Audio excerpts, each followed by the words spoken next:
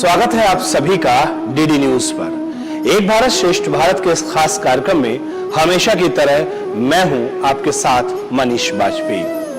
ये यात्रा है स्वर्णिम भारत की, ये यात्रा है संकल्पों से सिद्धि तक की, ये यात्रा है कैसे हमारे आचार विचार संस्कार और व्यवहार स्वर्णिम हो रहे हैं, और ये यात्रा है भौतिक जगत से आध्यात्मिक जगत की।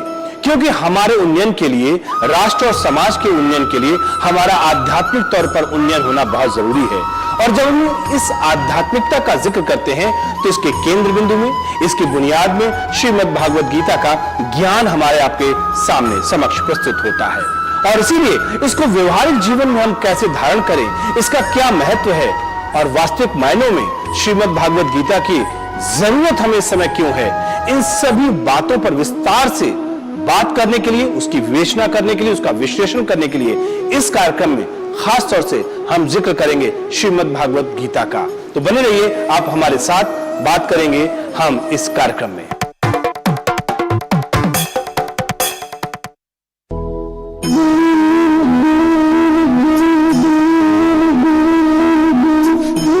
आजकल के मानव का जीवन मेटीरियलिस्टिक हो चुका है, यानी भौतिकवाद में आज मनुष्य इतनी गहराई तक पहुंच चुका है कि वो अपने मन शांति या मानसिक सुख, चैन, इसको बाहर की दुनिया में ढूंढ रहा है।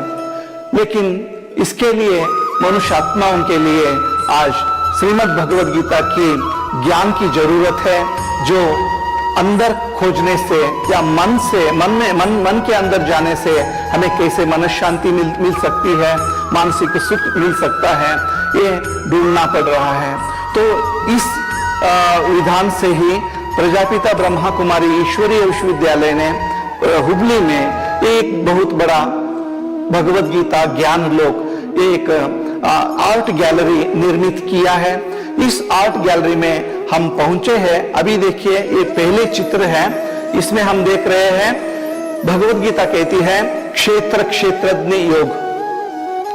मानो जो भी हम इंसान हैं, मानव हैं, मानव आत्मा, हम जब पैदा होते हैं, एक शिशु अवस्था में जब रहते हैं, अगर उस शिशु अवस्था में उनको तोलेंगे तो मेडिकल साइंस कहती है कि उसका वेट 2.5 to 3 kg रहेगी। उसी इंसान बढ़ते बढ़ते जाएगा, वो बड़ा होकर के एक बहुत बड़ा बिजनेसमैन बन सकता है, या वो बड़ा होकर के एक बहुत बड़ा प्रोफेसर बन सकता है, हजारों विद्यार्थियों को विद्यादान दे सकता है, नहीं तो एक बड़ा किसान बन करके अन्नदाता बन सकता है देश के लिए, नहीं तो एक बहुत बड़ा बॉडी बिल्डर बन के देश के लिए ओलंपिक में मेडल भी दिला सकता है। जो भी करे, लेकिन एक न एक दिन इस भौतिक शरीर को छोड़ना ही पड़ता है। जब भी बात करते हैं हम, तो हमें अतीत की तरफ ध्यान जाता है, और खासतौर से भारत की जब हम बात करते हैं, स्वर्णिम भारत की बात करते हैं, बहुत अगर लंबे कालखंड की बात करें तो लंबे कालखंड में सिर्फ 500-600 साल पहले की बात है। यही दक्षिण भारत की बात करें, हम्पी की बात करें, राजा कृष्णदेवराय की बात कर सकते हैं। और कहा यह जाता था कि ये गलियों में, सड़कों पर, जमीन पर बैठ के हीरों का व्यापार होता था, हीरे ऐसे ढेर के ढेर बेचे जाते थे। और वैसे भी सोमनाथ मंदिर का जब हम जिक्र करते हैं तो मोहम्मद गजनवी ने किस तरीके से भर के लूटा है उस मंदिर को, इसीलिए सोने की चिड़िया कहा जाता था भारत। और ये जब सब कुछ हम देख रहे हैं तो आपको ऐसा लग रहा होगा कि हम किसी राजा महाराजा की बात कर रहे हैं, हम किसी दिव्य आत्मा की बात कर रहे हैं, हम दिव्य शक्ति की बात कर रहे हैं।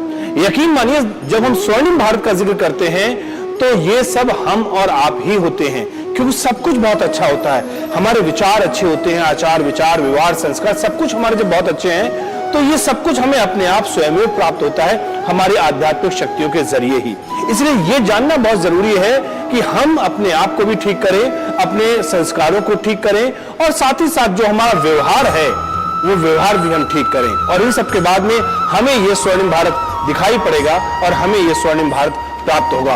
और इसी पूरी कहानी हम आपको गीता के माध्यम से बता रहे हैं, किस तरीके से श्रीमद् भागवत गीता में क्या कुछ कहा गया है हमारे अपने लिए, और किस तरीके से आध्यात्मिक ज्ञान दिया गया है, ये सब कुछ हम आपको बता रहे हैं।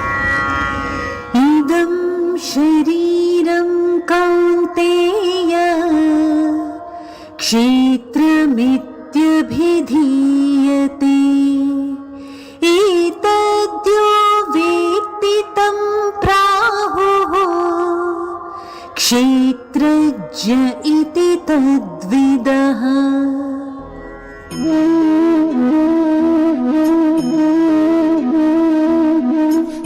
श्रीमद् भगवद गीता के 13वें अध्याय की प्रथम श्लोक में बताया गया है, इदम शरीरम कौन्तेय क्षेत्रमित्यभिधीयते एतद्यो वेति तं प्राहुः क्षेत्रज्ञेति तद्विदः। माना ये शरीर जो है, मानव का शरीर एक क्षेत्र है, इसका अधिपति मालिक क्षेत्रज्ञ कहा जाता है। वही चेतन शक्ति जो आत्मा है उसको क्षेत्रज्ञ कहेंगे, और ये पंच तत्वों से रची हुई शरीर क्षेत्र कहेंगे। एक क्षेत्र है नश्वर, माना ये देह नश्वर है, आत्मा अविनाशी है, क्षेत्रज्ञ अनादि अविनाशी है। अन्तवन्त इमे देहा नित्यस्योक्ताः शरीरिणः अनाशिनो प्रमेयस्य तस्माद्युध्यस्व भारत।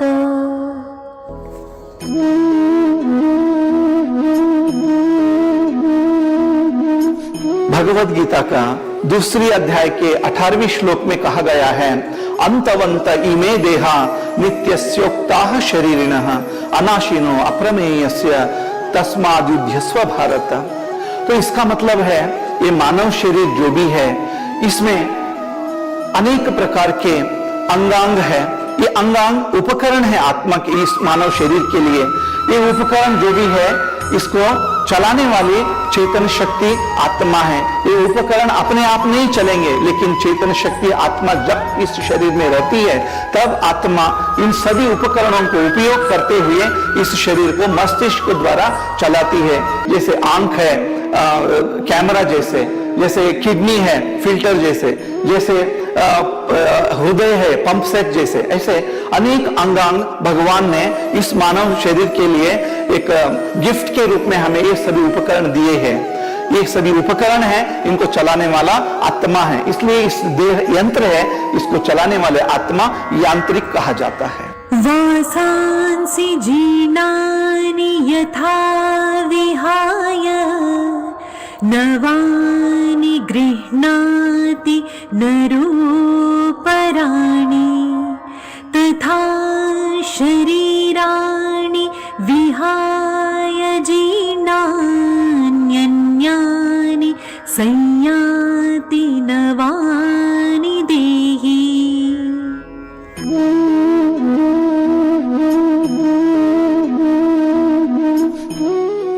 श्रीमद् भगवद गीता की दूसरी अध्याय की 22वें श्लोक में बताया गया है, वासांसि जीर्णानि यथा विहाय नवानि गृह्णाति नरोपराणि तथा शरीराणि विहाय जीर्णानि अन्यानि संयाति नवानि देहि। इसका मतलब क्या है? मनुष्य आत्मा, जैसे हम कपड़े पहनते हैं, एक कॉटन हो पॉलिस्टर हो जो भी हो, कपड़े पहनते हैं, जब ये निष्प्रयोजक बनती है, फट जाएंगे, पुराने हो जाएंगे, तब इसको चेंज करते हैं, नए कपड़े पहनते हैं। ऐसे ही आत्मा भी, ये शरीर आत्मा के लिए कपड़ा है, वस्त्र है। जब ये निष्प्रयोजक बनती है शरीर, तब आत्मा इस शरीर को छोड़ करके माता के गर्भ में प्रवेश कर नई कपड़ा लेगी, माना नया शरीर लेगी, नई जन्म लेगी। तो शरीर आत्मा के लिए कपड़ा है। ये भगवद गीता अच्छी रीति से हमें ज्ञान देती है इसके बारे में।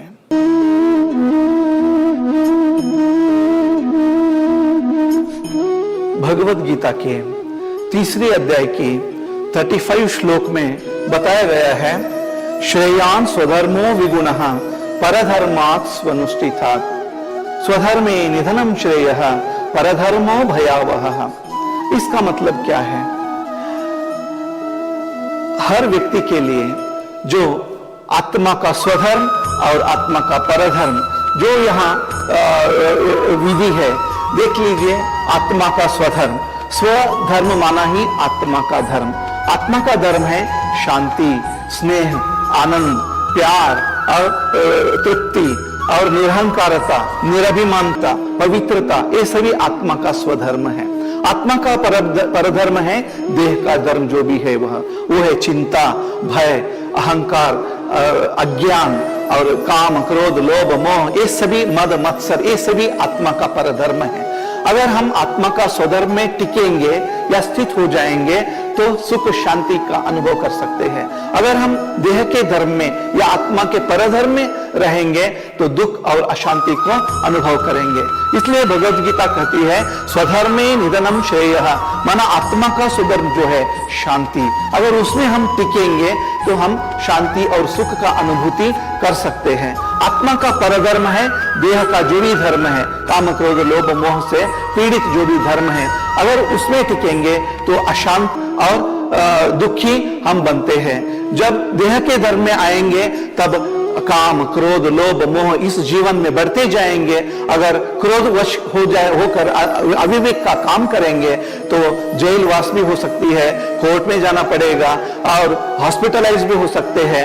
ये सभी जो भी चीज है ये परधर्म में टिकने से होती है। आत्मा का स्वधर्म में रहने से आत्मा हर वक्त शांति का अनुभव कर सकती है।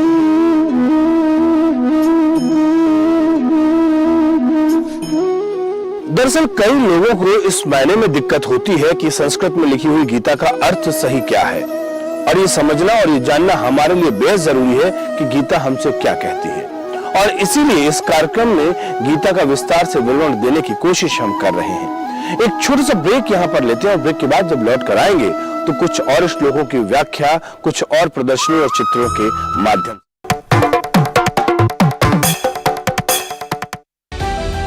समाज की बेड़ियां तोड़कर हासिल किए अनोखे मुकाम, उज्जवल भविष्य के स्वप्न के साथ उन्मुक्त गगन में भरी उड़ान, बाधाओं के बंधन काटकर साबित की अपनी पहचान, जो अपने बुलंद हौसलों से सामाजिक बेड़ियां तोड़कर लिख रही है वीरता की गाथा। मैं उन्मुक्त, मैं स्वच्छंद, मेरा ध्येय अनंत, मेरी दिशा अनंत। मिलिए इन प्रेरणादायक शख्सियतों से मेरे साथ कार्यक्रम तेजस्विनी में, सिर्फ डीडी न्यूज पर।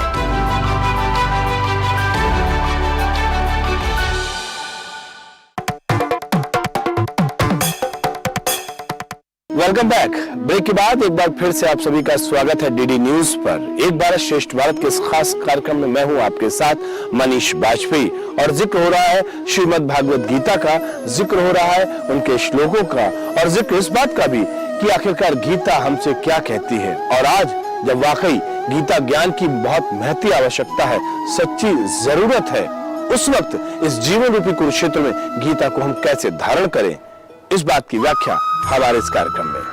श्रोत्रं चक्षुः स्पर्शनं च रसनं घ्राणमेव च अधिष्ठाय मनश्चायं विषयानुपसेवते।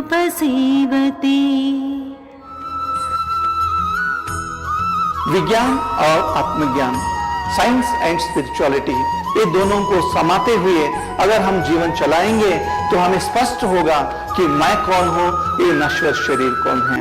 भगवद गीता में कहा गया है श्रोत्रम चक्षुः स्पर्शनम च रसनम घ्राणमेव च अधिष्ठाय मनश्चायम विषयान उपसेवते। इसका मतलब है इस नश्वर शरीर में जो चेतन शक्ति आत्मा है वो हम कैसे पहचाने इस शरीर में। देखिए इस तरफ दिखाया है जीव कोश और जीवात्माओं को। हर प्राणी शरीर में या सस्य शरीर में लास्ट अंत तक अगर हम काटते काटते जाएंगे, विभाजन करते जाएंगे तो अणु मिलेगी, अणु को विभाजन करेंगे तो परमाणु, परमाणु को भी विभाजन करते जाएंगे तो इलेक्ट्रॉन, न्यूट्रॉन, प्रोटॉन मिलेगा। ऐसे ही आत्मा में परमात्मा कहता है कि तीन शक्तियां, सूक्ष्म शक्तियां है, मन, बुद्धि और संस्कार। अगर हम इस शरीर में आत्मा को साबित करने के लिए या उसका साक्ष्य ढूंढने के लिए निकल पड़े तो भगवद गीता बहुत स्पष्ट रूप से कहती है कि अगर ये 5 विधान से इस शरीर में आत्मा है, ये हम महसूस कर सकते हैं। सुनने वाली आत्मा है इस शरीर में, देखने वाली आत्मा है, बोलने वाली आत्मा है। अगर डेड बॉडी आपके सामने पड़ी है, उसको आंख है, कान है, हार्ट है, ब्रेन है, सब कुछ है, लेकिन वो कुछ भी नहीं कर सकती है। इसको यूज करके चलाने वाला आत्मा है, वो स्पिरिचुअल पावर है, वो चेतन शक्ति है। तो उसे हमको पहचानना है और मानना है कि मैं आत्मा हूं, न कि यह नश्वर शरीर। आत्मा जब इस शरीर से निकल पड़ती है, चले जाती है, तो ये शरीर पंच तत्वों में विलीन होने लगती है, सड़ने लगती है। ये प्रक्रिया होने के कारण ही शरीर को नश्वर माना जाता है, आत्मा को अनादि अविनाशी माना जाता है।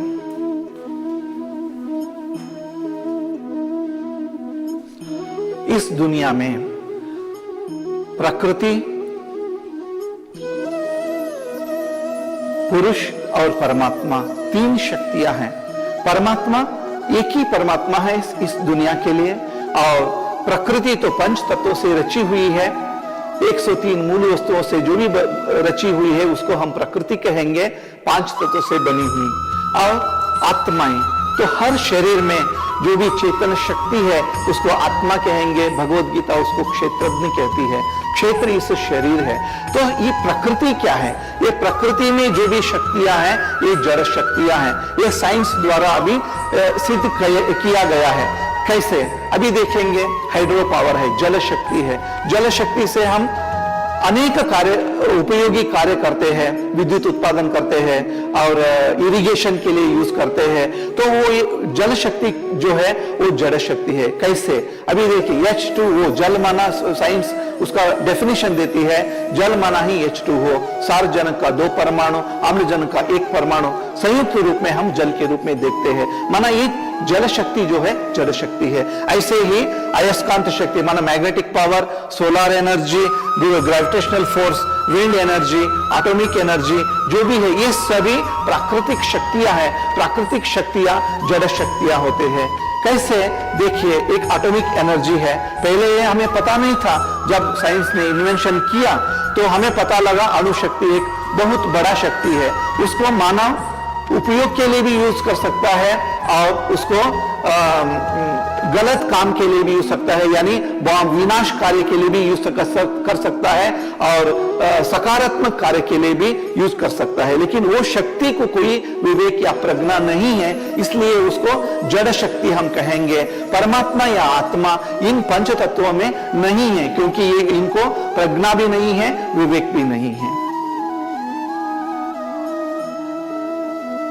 हम अभी देखते आए कई चित्रों को, तो परमात्मा इस प्रकृति में नहीं है, पंच तत्वों में नहीं है, तो कहां है परमात्मा? कई लोग कहते हैं परमात्मा हमारे अंदर ही है। अगर हमारे अंदर ही परमात्मा है तो देखिए यहाँ इस चित्र में आप देख रहे हैं, एक रोगी है वहां, वो इतना पीड़ित है रोग से, बीमारी से, वो परमात्मा से कह रहा है मुझे बहुत दर्द हो रही है, मुझे ले लो। तो वही परमात्मा है, तो किस परमात्मा से वो पूछ सकता है? तो ऐसे अगर जो भी हम अवगुणों को, असुरी गुणों को हर एक इंसान में, हर एक व्यक्ति में, हर एक जानवर में हम देखते हैं, तो ये सिद्ध करती है कि यहाँ परमात्मा नहीं है। क्योंकि परमात्मा ज्ञान सागर है, शांति का सागर है, गुणों का भंडार है, शक्तियों का भंडार है। लेकिन हम सभी अल्पज्ञ है, हम सभी आत्माएं हैं। आत्माएं अलग और परमात्मा अलग है।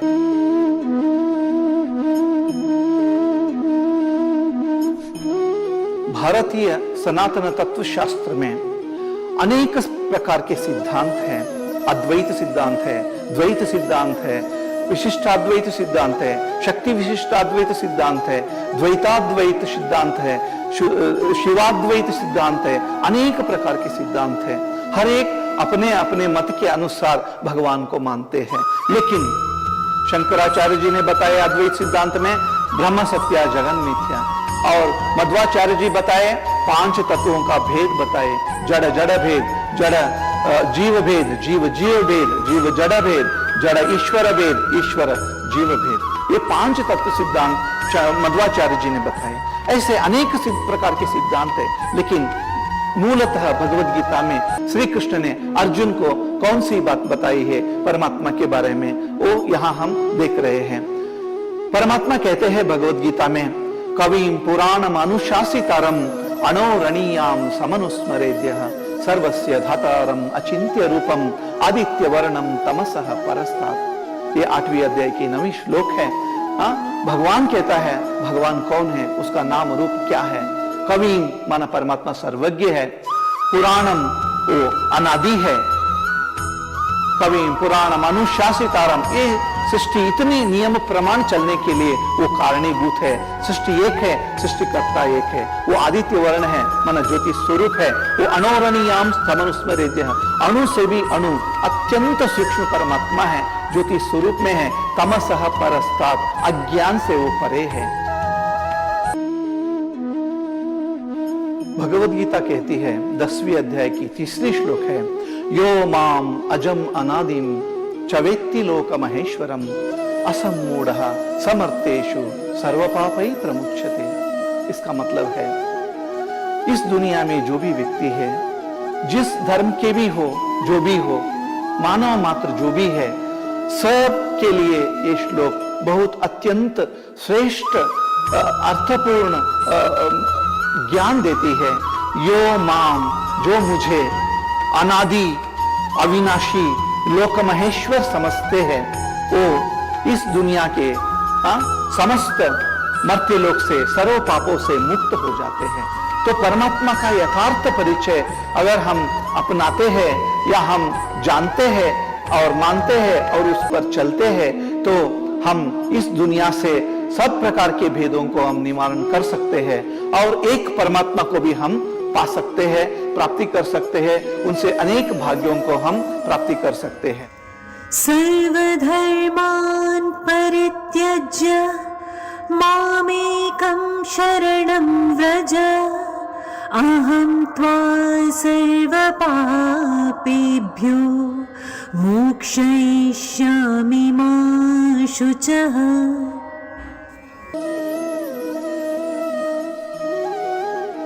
भगवद गीता के 18वें अध्याय की 66 श्लोक में बताया गया है, सर्वधर्मान परित्यज्य माम एकम शरणं व्रज, अहम त्वा सर्व पापेभ्यो मोक्षयिष्यामि मा शुचः। इसका अर्थ क्या है? तो हम दुनिया में अनेक धर्मों को देखते हैं, अनेक मतों को देखते हैं। देखिए, बुद्ध भी कहा दिव्य ज्योति, जब उनको साक्षात्कार हुआ बोधि वृक्ष के नीचे, वो परमात्मा दिव्य ज्योति कहते हैं। तो जो भी धर्म, अनेक धर्म वाले हैं, इस्लाम धर्म वाले हैं, उन्होंने कहते हैं अल्लाह एक नूर है। तो सिख धर्म वाले कहते हैं एक ओंकार निराकार है। तो ऐसे ही परमात्मा को नाम अनेक है, लेकिन है परमात्मा एक ही है। तो वो एक परमात्मा को हम जानना है और उनके पास जाना है। तो सर्वधर्मान पर, ये देह के जो भी धर्म हम अपनाए हैं, ये देह के धर्म को छोड़ करके एक परमात्मा के पास, उनके शरण में अगर हम जाएंगे, तो परमात्मा कह रहा है आपको मैं मुक्ति, जीवन मुक्ति का वर्षा देता हूं, मुक्ति जीवन मुक्ति का भाग्य देता हूं। सारी दुनिया में दुनिया एक है, तो परमात्मा भी, उनका सृष्टिकर्ता भी एक ही है। वो सर्व धर्म के लिए एक परमात्मा जो है, उसको ही हम सच्चिदानंद स्वरूप, ओंकार स्वरूप, प्रकाश स्वरूप, परब्रह्म स्वरूप परमात्मा के रूप में सभी धर्म वाले अपने अपने रीति से अपने एक एक नाम देकर के उसको उपासना करते हैं। लेकिन एक एव शक्ता साक्षात चिदानंदमयो विभुः नामानि बहवः सन्ति एकस्य परमात्मनः। परमात्मा एक है, लेकिन महिमा अनेक है, नाम अनेक है। अल्लाह, ईश्वर अल्लाह तेरे नाम, गांधी जी बताए, और शिरडी साईं बाबा बताते हैं सबका मालिक एक है। तो विवेकानंद जी बताते हैं, dear brothers and sisters, we all are one, God is one, we all are brothers and sisters. तो ये सभी, इन सभी महावाक्यों को या संतों के महावाक्यों को देखते हुए हर भाषा में, हर धर्म शास्त्र में हम पढ़ने से यह मालूम पड़ता है कि दुनिया के लिए भगवान एक है, वो सच्चिदानंद स्वरूप है। नैनम छिंदन्ति शस्त्राणि नैनम दहति पावकः न चैनम क्लेद्यं तापो न शोषयति मारुतः। न तो कोई शस्त्र से छेद सकता है, न कोई आग इसे जला सकती है, न पानी इसे भिगा सकती है, न इसे हवा सुखा सकती है। आत्मा की अमरता को लेकर, उसकी नश्वरता को लेकर यह श्लोक गीता में कहा गया है। और ऐसे न जाने कितने श्लोक गीता में हैं। कुल मिला के 18 अध्याय और 700 श्लोक हैं, और हर श्लोक अपने आप में जीवन की एक नई व्याख्या करता है। यही तो वो ज्ञान है जो भारत का अपना प्राचीन पारंपरिक सांस्कृतिक ज्ञान है। और इसी ज्ञान को लेकर भारत पूरी दुनिया में एक अलग स्थान रखता है। ये वो चीज है, ये वो आध्यात्मिक व्याख्या है, ये वो आध्यात्म है भारत का, जो कि भारत को पूरी दुनिया में अलग करता है। और उस आध्यात्म के केंद्र बिंदु में अगर हमें कुछ दिखता है तो श्रीमद् भागवत गीता और उसकी ये व्याख्या, उसके ये श्लोक। और निश्चित तौर पर इन सभी का अध्ययन हमको करना चाहिए, बल्कि श्लोकों को हमें अपने जीवन में, जो वहां का ज्ञान है गीता का, उसको अपने जीवन में कैसे व्यवहारिक रूप में हम अपनाएं, इस जीवन रूपी कुरुक्षेत्र में स्वयं अर्जुन बनते हुए कैसे अपने शोक, अपने दुखों पर हम नियंत्रण प्राप्त करें, कैसे हम अपने जीवन को बेहतर करें, इन सबको सीखना, समझना और जानना अगर है तो हमें श्रीमद् भागवत गीता के शरण में आना पड़ेगा। और निश्चित तौर पर हमें ऐसा करने पर एक सुखद अनुभूति भी होगी। एक भारत श्रेष्ठ भारत के इस कार्यक्रम में फिलहाल इतना ही। दीजिए मुझे इजाजत, मेरे कैमरामैन शैलेंद्र चौहान और सहयोगी मुकेश कुमार के साथ में, लेकिन इस वायदे के साथ कि फिर होगी आपसे मुलाकात। तब तक के लिए नमस्कार।